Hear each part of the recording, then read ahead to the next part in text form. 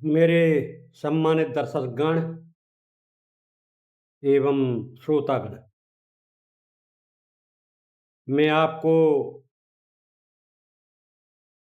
अगला video advocate KB. Singh प्रेषित करता हूं।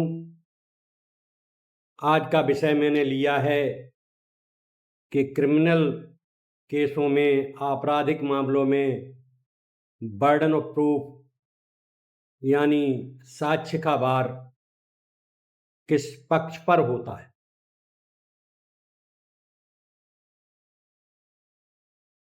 क्रिमिनल केसों में साक्ष्य का भार, बर्डन ऑफ प्रूफ, प्रोसिक्यूशन या अभियोजन पक्ष पर होता है। आइए इसे विस्तार से समझते हैं। नंबर 1, बर्डन ऑफ प्रूफ किस पर होता है। एक क्रिमिनल केसों में अभियोजन पक्ष को यह साबित करना होता है कि अभियुक्त ने अपराध किया है। नंबर 2, अभियुक्त को दोषी सिद्ध होने तक निर्दोष माना जाता है। यह सिद्धांत भारतीय संविधान के तहत न्याय का मूल सिद्धांत। नंबर 2, संबंधित कानूनी प्रावधान। भारतीय साक्ष्य अधिनियम 1875 की धारा 101 से 104 तक बर्डन ऑफ प्रूफ के नियम बताए गए। धारा 101 साक्ष्य अधिनियम, जो व्यक्ति किसी न्यायालय में कोई तथ्य सिद्ध करना चाहता है उस पर साक्ष्य का भार होता है।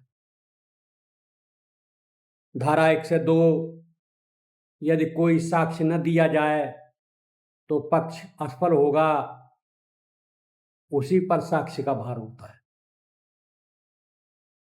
नंबर 3, अभियुक्त का क्या दायित्व होता है। सामान्य रूप से अभियुक्त को कुछ सिद्ध नहीं करना पड़ता, क्योंकि अभियोजन को तो संदेह से परे अपराध साबित करना होता है।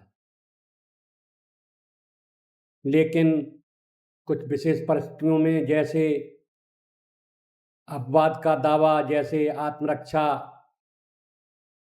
सेल्फ डिफेंस, कानूनी छूट में अभियुक्त पर कुछ हद तक प्रमाण का भार आ जाता है। उदाहरण भारतीय दंड संहिता की धारा 96 से 103 आत्मरक्षा। प्रमाण का स्तर अभियोजन को अपराध संदेह से परे सिद्ध करना होता है। अभियुक्त को यदि कोई अपवाद साबित करना है तो केवल संभावना के आधार पर साबित करना पर्याप्त होता है।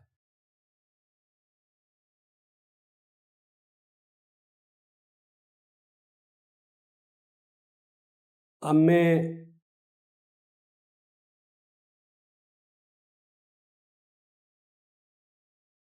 एक केस ऑफ लॉ भी बताऊंगा,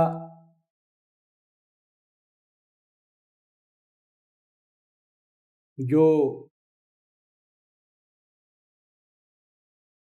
इसी से संबंधित है।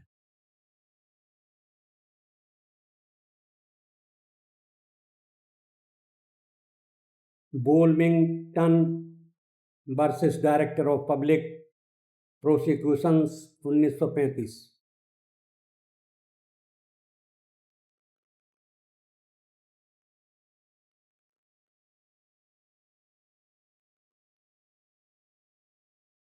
इस प्रकार आपने देखा कि क्रिमिनल केसों में जो सिद्ध करने का भार होता है वो हमेशा प्रोसिक्यूटर पर होता है।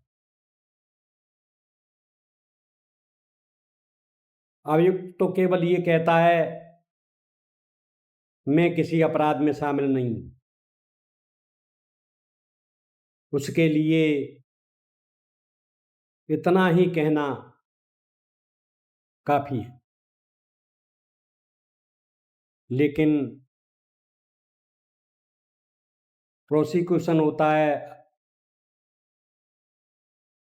वो अपने गवाह, सबूत, फिंगरप्रिंट्स और आज कल जो डिजिटल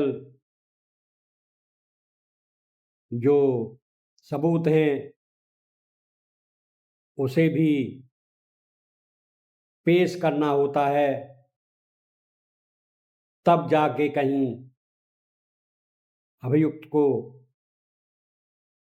दोषी करार दे पाता है। इस प्रकार मैंने संक्षेप में अपनी बात इस वीडियो में कही है। आशा है आपको समझ में आ गई हो। अब मैं